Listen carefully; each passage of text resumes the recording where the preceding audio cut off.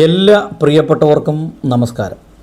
കേരളത്തിൽ വൻപിച്ച ഭൂരിപക്ഷത്തോടുകൂടെ കോൺഗ്രസ് അധികാരത്തിലെത്തിയിരിക്കുന്നു. എന്നാൽ ഒരു മുഖ്യമന്ത്രിയെ കണ്ടെത്താൻ ഇതുവരെ അവർക്ക് സാധിച്ചിട്ടില്ല. ആര് മുഖ്യമന്ത്രിയാകണം എന്നതിനെക്കുറിച്ച് വലിയ ചർച്ചകൾ ഇപ്പോൾ നടക്കുകയാണ്. V D Satheesan, Ramesh Chennithala, K C Venugopal, ഈ മൂന്ന് പേരും പരസ്പരം ആരാണ് മുഖ്യമന്ത്രിയാകേണ്ടത് എന്നുള്ളതിനെക്കുറിച്ച് വലിയ തർക്കങ്ങളും അവകാശവാദങ്ങളും ഉന്നയിച്ചുകൊണ്ടിരിക്കുകയാണ്. എം.എൽ.എമാരെ പിളർത്തി തങ്ങളുടെ കൂട്ടത്തിൽ നിർത്തുവാൻ വേണ്ടി ഈ മൂന്ന് പേരും പരിശ്രമിക്കുകയാണ്. കെ സി വേണുഗോപാൽ പറയുന്നു, ചില വാർത്താ മാധ്യമങ്ങളൊക്കെ റിപ്പോർട്ട് ചെയ്യുന്നതാണ്, 45 പേര് എൻ്റെ കൂടെയുണ്ട്. വി ഡി സതീശൻ പറയുന്നു, ഇത്ര പേര് എൻ്റെ കൂടെയുണ്ട്.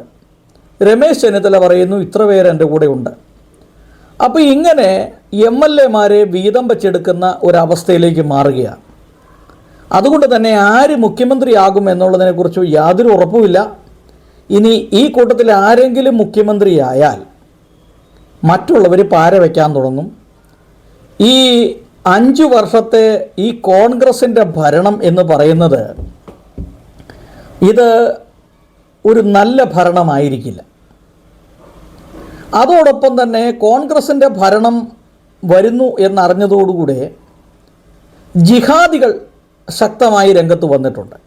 അപ്പോൾ കോൺഗ്രസ് ഇനി ഭരിച്ചാലും അതൊരു ജിഹാദി ഭരണമായിട്ടാണ് കണക്കാക്കാൻ സാധിക്കുകയുള്ളൂ. കോൺഗ്രസ് ജയിച്ചതോടുകൂടെ പല ആളുകളും ഫേസ്ബുക്കിലും ഒക്കെ കമൻറ്റുകൾ എഴുതാൻ തുടങ്ങി, കേരളം ജിഹാദി ഭരണത്തിലേക്ക്. ഇനി ജിഹാദികളുടെ ഒരു വലിയ വിളയാട്ടം കേരളത്തിൽ ഉടനീളം കാണുവാനായിട്ട് കഴിയും. ഒരു വീഡിയോ നിങ്ങളെ കാണിക്കാൻ ആഗ്രഹിക്കുകയാണ്. നിങ്ങൾ ഈ വീഡിയോ ഒന്ന് കാണുക.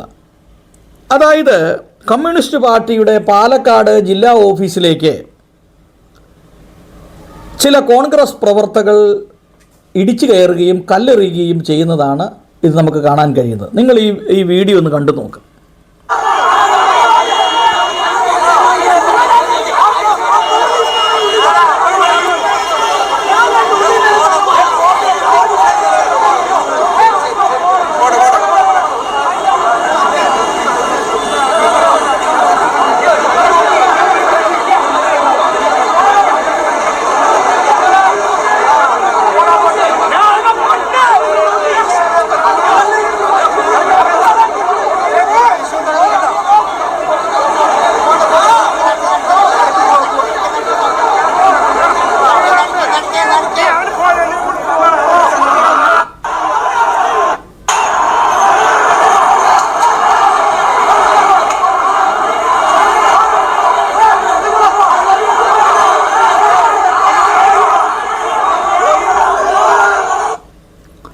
ഈ വീഡിയോയിലൂടെ കാണാൻ കഴിയുന്നത് കമ്മ്യൂണിസ്റ്റ് പാർട്ടി പ്രവർത്തകരെ പോലീസ് പാർട്ടി ഓഫീസിൽ കയറി തല്ലുന്നതാണ് കാണാൻ കഴിയുന്നത്. അപ്പോൾ ചില കമൻറ്റുകൾ ഞാൻ വായിച്ചപ്പോൾ അതിൽ നിന്ന് മനസ്സിലായത് ഒരു ചോദ്യം, 10 വർഷം കമ്മ്യൂണിസ്റ്റ് പാർട്ടി ഭരിച്ചിട്ട് ഏതെങ്കിലും ഒരു DCC ഓഫീസിൽ കയറി പോലീസ് അതിക്രമം കാണിച്ചിട്ടുണ്ടോ? ചോദ്യമാണ്. 10 വർഷത്തെ പിണറായി വിജയൻ്റെ ഭരണം കൊണ്ട് ഭരണവിരുദ്ധത ഭയങ്കരമാണ്, അതിൻ്റെ പ്രതിഫലനമാണ് ഇപ്പോൾ ഉണ്ടായത്. എന്നാൽ ഒരു DCC ഓഫീസിലും കയറി പോലീസ് ലാത്തിചാർജ് നടത്തേണ്ട വന്നിട്ടില്ല.